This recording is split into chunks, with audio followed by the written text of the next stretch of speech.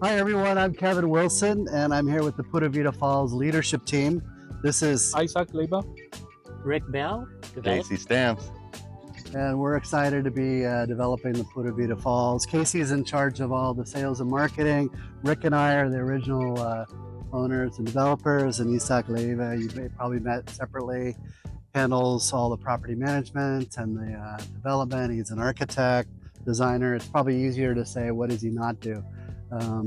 So anyway, we're really excited to be here. We're excited to see that phase 2 is now up and running. How many lots have sold in phase 2 so far? 16 total lots. We've sold 6. There's 10 more available. Great.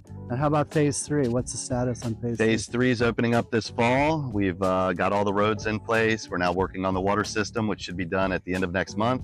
And then come dry season, we'll start working on the electric and getting all the roads graveled and ready for, sales. Great. And phase 1 is already finished and complete? Phase 1, we started with 21 lots. We've sold 19. There's still 2 available in there, and then that'll be completely sold out.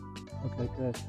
And what's the strategy for the community? I know we want to create a wonderful Pura Vida Falls community that takes advantage of the waterfall and the nature and the homes for people to build homes. But can you share a little bit of what our strategy has been on the Well, overall, we're looking for a low density development. All the lots here use 10% of the land, so you have 90% green zone. And we're trying to make it so that there's a neighborhood. We all chip in on the roads, we all chip in on the water system and shared costs.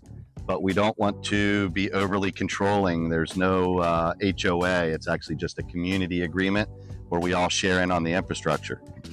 I think that the nicest thing about it is you have the freedom to do what you want. Everybody's working together. If you want to design a particular home, of course, you can do it any style. And Isaac and his detail team are ready to help build if the services are needed, but a lot of cooperation. In fact, they're involved in a lot of different ways. Yeah, we are very excited because all the phase 1, the infrastructure are ready. Water, electricity, roads, water management, rainwater management, also the same thing in phase 2. In phase 3, we are almost ready. The roads are ready. The only thing that we need to put is gravel there, but we are almost there. We are in process. So yeah, we are here for support you in whatever you need in your project. So do you think this is a good project if you're a builder, or do you think it's a good project if you want to buy a land investment for retirement or for a home for yourself? What kinds of people do you think would be good to buy Well, here? the good news is it's all three. Casey, what's the status? Are people building homes right now? Yeah, there's 4 homes under construction now. The first one's now being completed. The other 3 are within about 6 months. We've got 2 more ready to break ground this fall. And then from there, we've been mostly seeing ages 50 and older for the most part from all over North America and Europe. That's exciting. Everybody so far is in the same mindset of just trying to create a beautiful nature preserve and low density community. That's really what we're after here. And do you expect the homes to be luxury? Like, for example, is there Wi-Fi and internet here so someone can work remotely, or is it going to be off the grid, or how would that work? So far, the 4 houses under construction are using the Starlink internet. No problems with that whatsoever, so we're probably going to keep going that direction. We don't want to be running a bunch of cables and wires that are unnecessary. The 4 houses under construction right now are all on the luxury level, starting at $895,000 and on up to about $1.4 million.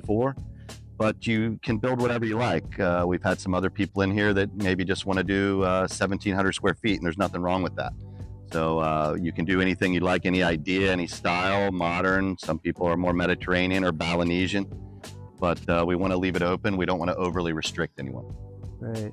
I know a lot of, I live in Dominical, not far from here, and sometimes the roads get a little sketchy, and there's washouts and there's so much rain.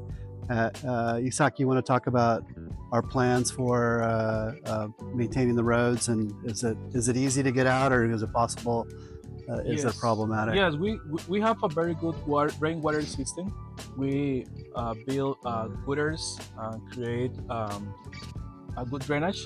And the idea is between the neighbors create a maintenance plans once a year to do maintenance on the roads.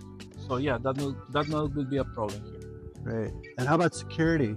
Are you concerned about the crime or other security issues, or are you addressing that, Rick? Well, the good news is we're not in the United States or experiencing a lot of crime there. It's a land where you can look for miles and not even see people. So that's a breath of fresh air. Of course, we do have lots of systems in place, and we do have a center at the entrance of our community, front and back. So that's working very well. You're talking about the guardhouse. We have a guardhouse with cameras and security and Wi-Fi, and exactly. And I think there's also a restroom there. So if your house is not built yet, you can borrow the restroom. Yeah.